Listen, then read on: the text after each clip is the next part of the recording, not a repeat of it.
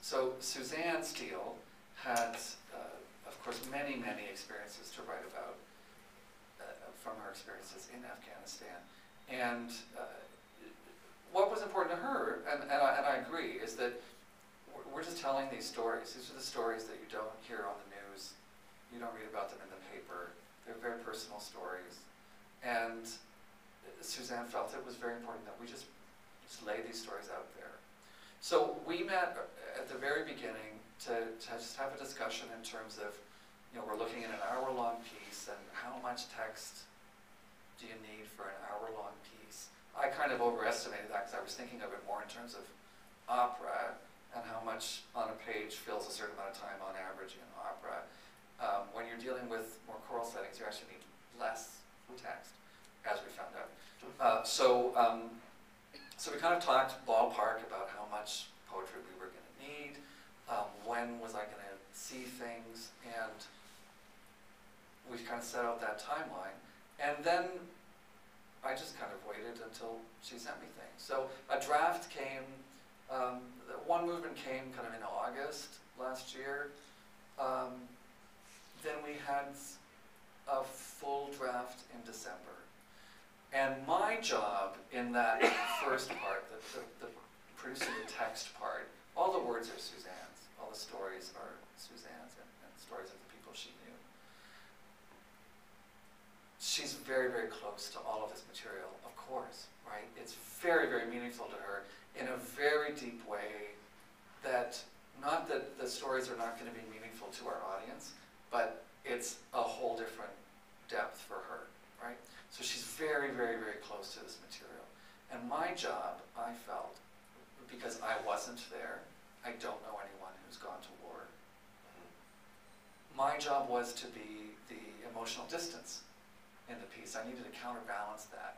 If you had gotten a composer and a poet, both being completely overwhelmed by the emotion of it all, the piece would never be finished, right? So, and I think it worked out really, really well, because Suzanne was able to write about all that emotion, and I was able to say, that's a great story, but that doesn't really fit in the arc of this.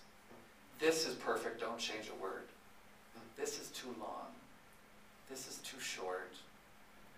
This line doesn't really sit very well in your mouth to sing. And there's a lot of meter changes throughout the score. Well, I never stay in the same time signature for long. And the reason why is because that's the way that I build kind of breathing and elasticity into the phrase.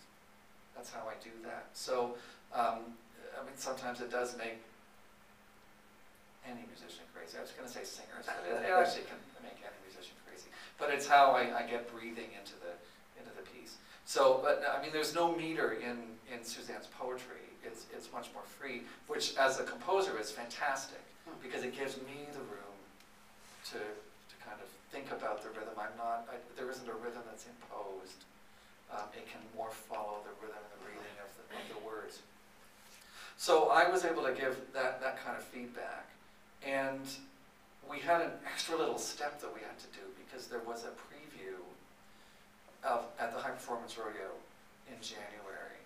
And we knew that we were going to have a few singers and piano just to perform a little bit of the music, which meant even though the text wasn't done, normally I would want to see the whole text before I write any of the music, because then I kind of been thinking about the music.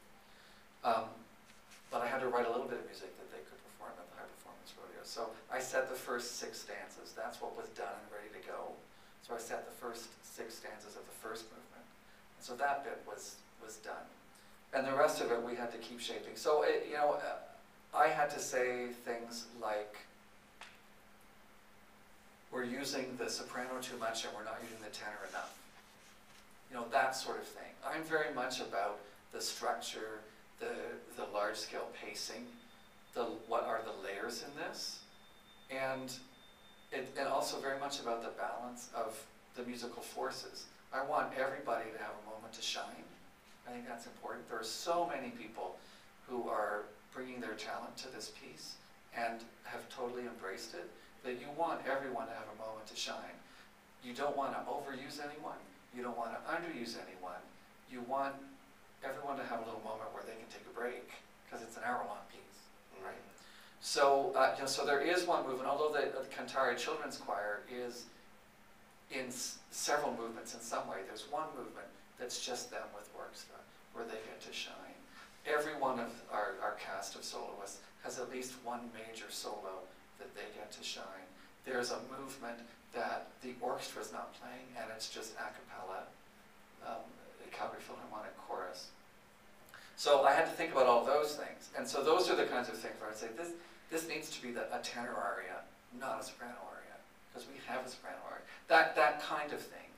That was my input into the text. When it was finally finished, then I kind of already had a sense of how it was all going to look.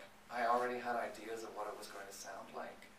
And along the way also, I'd said to Suzanne from the beginning, this is not just poetry. This is poetry that's going to be set to music. And Suzanne has an undergraduate degree in music from UBC. She's a voice major. So I said, you're going to have some ideas when you write some of these words of what you imagine this is going to sound like. And I want to hear what that is, because I can't promise that it's going to sound like that, but I do want to know where you're coming from. So that's the kind of level of interaction in the text. And by the time then the text was all finished, I just had to sit at my desk and write. And all of the questions about the text had pretty much already been asked.